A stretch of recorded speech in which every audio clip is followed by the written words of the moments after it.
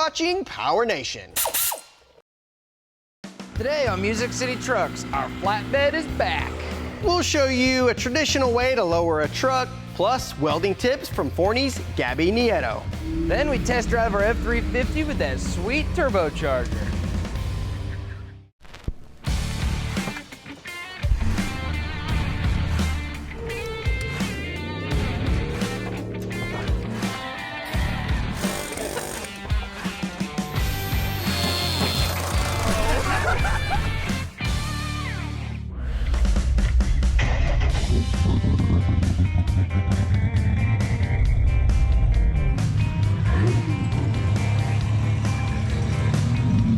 Welcome to Music City Trucks, and I have to say I am very excited to have our 1964 F350 flatbed back in the shop.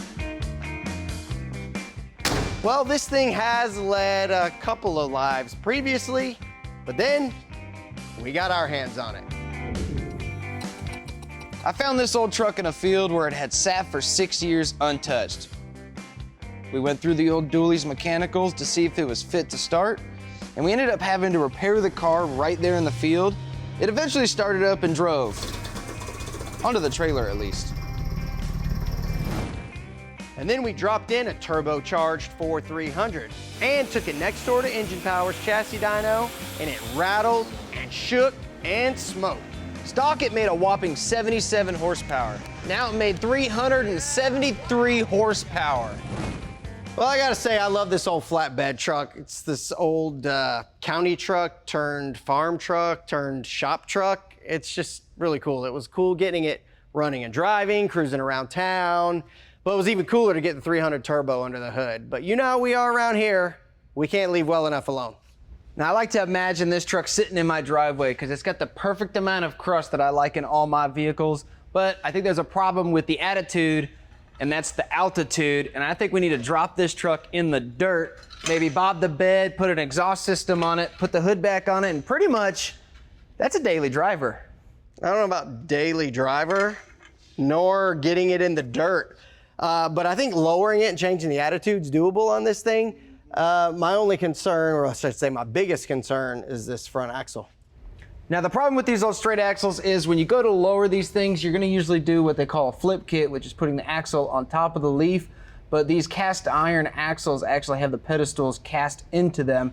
So we're gonna have to make a cradle that goes on the bottom once we get it on top of this leaf so the axle doesn't rotate around on us, and then it should be fine. I'll go get the deep creep. All right. With the suspension bolts rusted on for 58 years, we gave them a shot of Seafoam Deep Creep to loosen them up.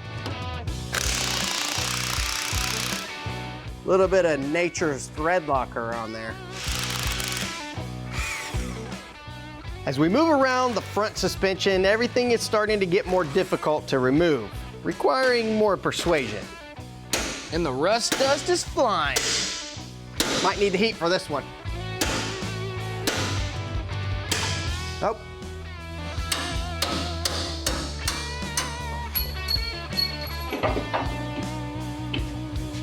Got it? Yep.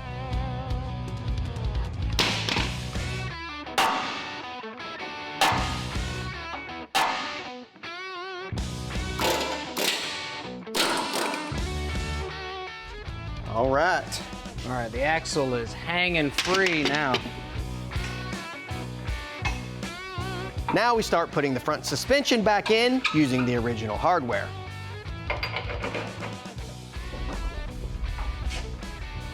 What a cool design. No shackles. So simple. Just rubber roller. So simple. Now that the axle's on top of the leaf, we're just gonna take these universal axle perches and stick them right there on the center pin. And then we're gonna lower it down so it's centered. And then as you can see, there's nothing holding this axle from rotating back or forth. So we're gonna have to make a little pedestal and then just put the U-bolts in, and this thing should be done. There's really no rule book on how to lower these old trucks, and the best thing to do is just try to keep safety in mind. So this is the old bump stop, which actually kept the U-bolts in line with the leaf and the axle. So we're just gonna go ahead and use that at the bottom, like that. But we're just gonna take the bump stop off, and that way this U-bolt stays straight and we don't spit a spring out or roll an axle. And it's a good idea to always use new U-bolts.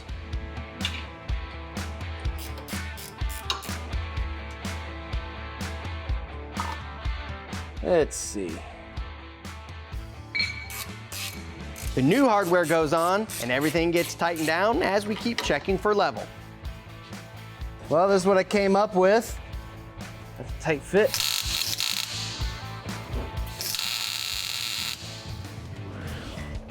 Coming up, a traditional solution to lowering a truck. How low can you go?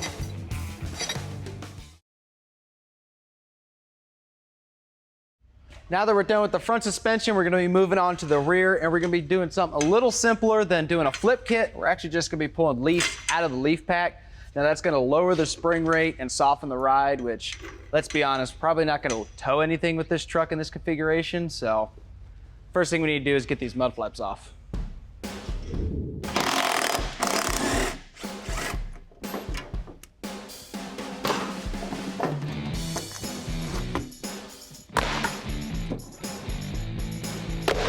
With a 58-year-old truck like this one, some of the parts that have never been off don't want to come off. Woo!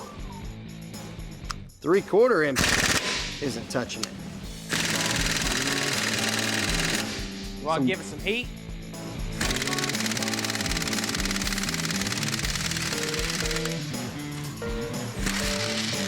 With a stock bolt like this, a little heat persuasion could do the trick.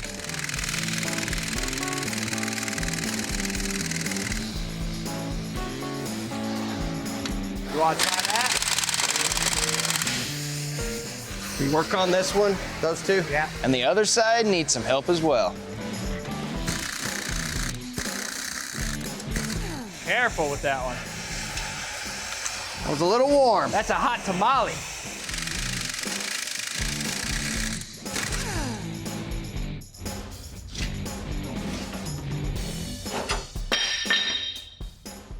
I have a feeling those U-bolts might be a little warm.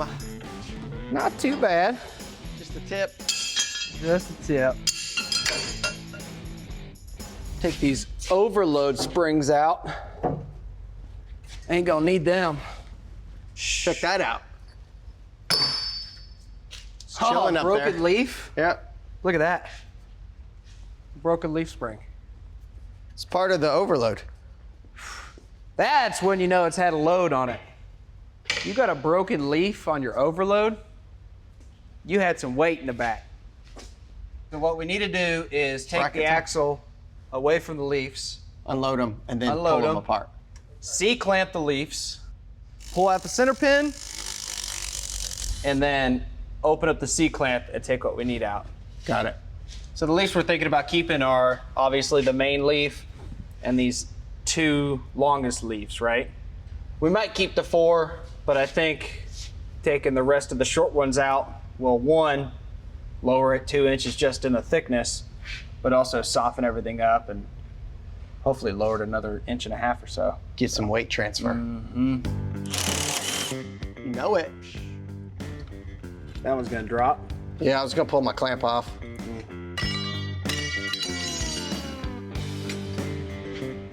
Ready? Yep. So the question is, do we want to just keep the 3 or do we want to add the 4? I say we start with the 3 Okay. and see what happens, but I'm pretty sure we're probably gonna have to put the 4th one back in. You think it's gonna be too low? I think it might be too soft. I think it's worth trying. It's worth trying.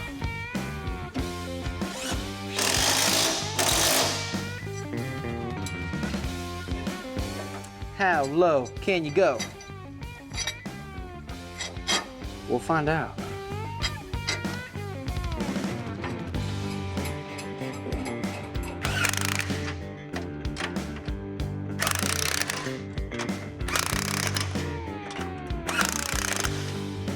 All right, moment of truth. You ready for this, Brando? I'm ready. All right. Make sure it don't touch nothing. Okay. Is that it? Dude, we're golden. Dude, that looks good. It's still pretty stiff. Don't even need any shocks. We can get away. It looks really, really good. We can get away without bobbing that bad. Yeah, but why not? Wanna just cut it? Yeah, I want to get the Sawzall out. Let's do it. Let's cut it. All right, well, let's take a look at what exactly we're gonna accomplish here. The leaf perch is really gonna be our limiting factor here. It ends about right here, and we don't wanna move the axle forward, so let's see about how much of that we're gonna be able to cut off. Oh, about 10 inches. So the next thing we have to consider is this board here needs to get out of the way because all that did was hold the mud flaps. And then we can move this I-beam further forward in front of where we're gonna cut the bed off. So we'll get this thing off, we'll go up in the air and get that I-beam out of there.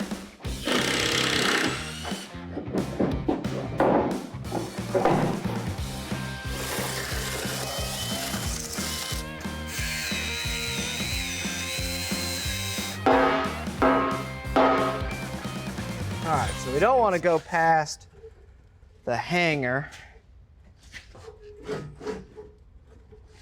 I'll go right there.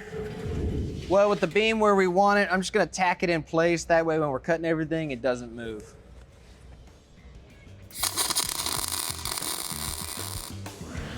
Coming up, welding tips from Forney's Gabby Nieto.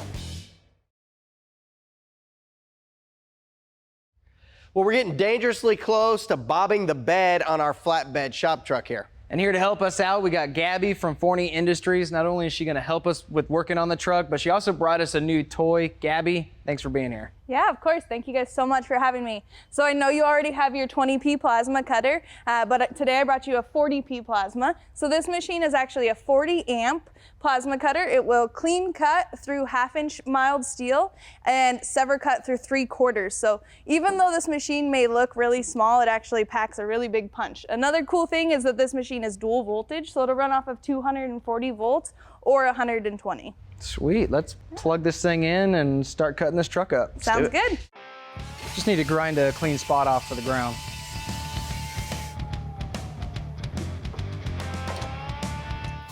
So with the plasma cutter, you want to make contact with the tip to the material you're cutting.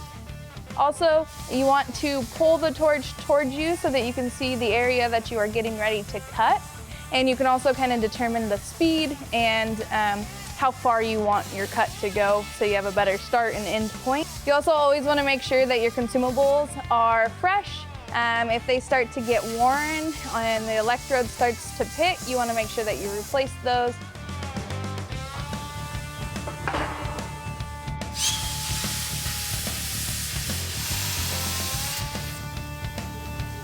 Gabby made quick work of the second frame rail. Then, using the Forney flap disc, she ground up the ends for a smooth surface. Well, Gabby said she's better at working with metal than wood, so I'm gonna give carpentry a try.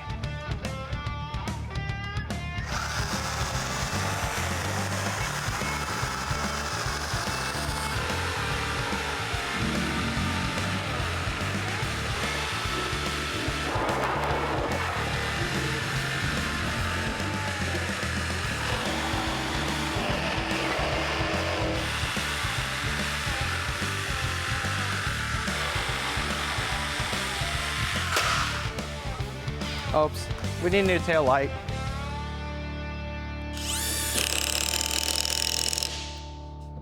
Wow, Brandon, you're a regular old Bob Vila. I have no clue who that is. Norm Abrams. Nope. No? Okay, well, no? No. It must have been before your time. I'll fill you in on that later. It looks really good, though. No, a couple self-tappers. This thing's pretty much done back here. What do you think, Gabby? I think it looks good, but these cuts, it looks like you could take a couple lessons from mine because they look a little better. So. Dude, the shade. She just served that right up. Well, if you're going to keep that up, if you have time to hang out, we've got one more project Sure, let's check it out. we could use your help on. It's up front. All right, Gabby, here's what we've got going on. As you can see, we've got a lot of plumbing going on here with our Turbo 300. Don't look at the welds too closely. All right. Those are mine. But we don't have a hood, and we can't put a hood on it yet because we got the hater pipe there. The hater pipe's kind of getting a lot of hate, so we probably should take the turn up and turn down. Yeah, we want to run just more of a traditional exhaust system. It doesn't have to go all the way to the back of the truck. Back of the cab would be fine, but maybe we'll put a muffler in there or something like that. Okay. And since Mark does all the TIG welding, and I'm not that great at TIG welding, and since you're an instructor, maybe you can teach me some things on TIG welding. All right, I'll give you some pointers. Let's weld it up. All right, let's I'll go get leave some you guys pipe. with it. All right, so, I mean, you know the basics. You can melt some metal together, so that works. But what we'll do first, this material is pretty clean. We just have a little bit of soot from where that MIG weld is from. If we have any grease or anything, we just kind of want to clean that up. So you could just take a Brillo pad, or you could take a little Scotch disc, Brite. or anything really that you can kind of just scrub that surface up a little bit. So kind of as I'm welding, I kind of just like talk to myself.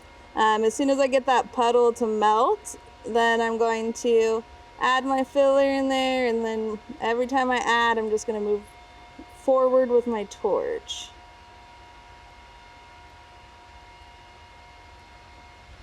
Is everyone's technique a little bit different, or? Yeah, with welding, it's really very dependent on the welder and how they're going to go about it. Also the job, every job calls for different things, so it's really just dependent on what you're doing. Obviously something like this, most people, if they're TIG welding it, they're not going to really put a whole lot of motion in their torch, and they're just going to kind of dab that filler rod in. Some people also like lay wire techniques, so sometimes instead of coming through and adding that filler rod by dabbing it in there, they'll just lay it down and kind of run over the top of it.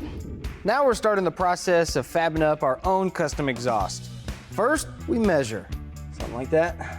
Yeah, looks good to me. Then we cut. Measure again. Cut another. Tack that in. Well, rinse and repeat. Will it make it? We're stuck. Hold on. I don't know. Yep, twist it. Perfect. There we go. Then Gabby lays down some more TIG welds. Now, my turn. Let's see if I learned anything.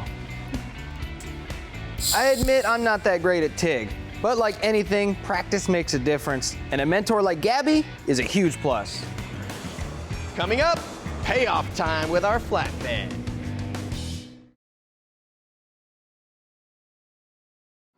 Welcome back to Music City Trucks, and we are on the road with our 1964 F350 flatbed. Well, I finished up and installed the exhaust. Thanks for Gabby for her help.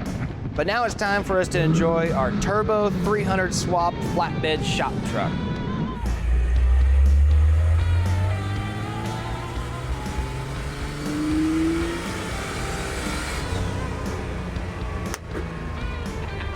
This thing is awesome! Woo! It takes so long for it to build that new stuff. But when it does, And it it's just like goes. creeps in, and then it's there. It's like, oh, this is awesome. God, that steering is just like, Oh, and as soon as you let off, it like darts over. funny thing is it still sounds and smells like a farm truck. That feel like it though. Now,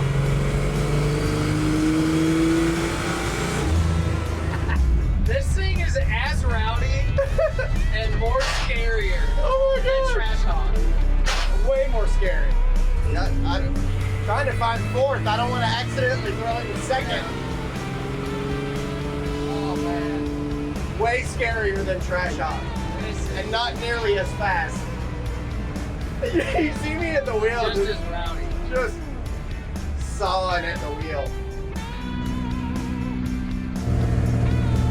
So let's talk about what we've done to this thing so far. All right, so went and found a truck sitting in a dude's field right by his barn. Left for dead. Left for dead, literally. We got it running out in the field. Then we put brakes on it, got it driving, went around town. That was fun. Yeah, But we couldn't leave it alone, so we came back. We threw the Turbo 300 in it, right. put a trans in it, put it on the dyno. Made 5 times as much power as it used to have. Yeah. Lowered it, bobbed the bed, and actually made it drivable per se. Yeah. So, I mean, this is the best iteration for me. Yeah, So far. for sure. Yeah, I mean, if you asked me to tell you what I would do differently, I would definitely do something different with the gearing. Oh yeah, for sure. Because yeah, I mean it really 2,500 RPM really At kind of where 38 it's miles happy. an hour. So it's a 40-mile-an-hour truck, really. Yeah. Yeah, it's a cool truck to take to Cars and Coffee or to like a local cruise in to show it off. This just shows you can have a lot of fun Yep. without going overboard. Yep. I mean, really, what did we do? We got the brakes working. We put new tires on it. I mean, sure, we put a turbo 300 in it. You don't have to do that. You don't have to. You can just put a turbo on a 300, or just leave the 300 in it. You know. Yep. A little bit upgraded trans from the older one, easier to get parts. But I mean, overall, we really didn't spend a crazy amount of money to have a crazy fun truck. Yep. That's right. Yeah, and people can take what we did and modify it to fit their budget. We love it, and we still have more plans for this old truck, so you'll see it again. You can find the parts we used and check out the build page on our website. But for now, on to our next project.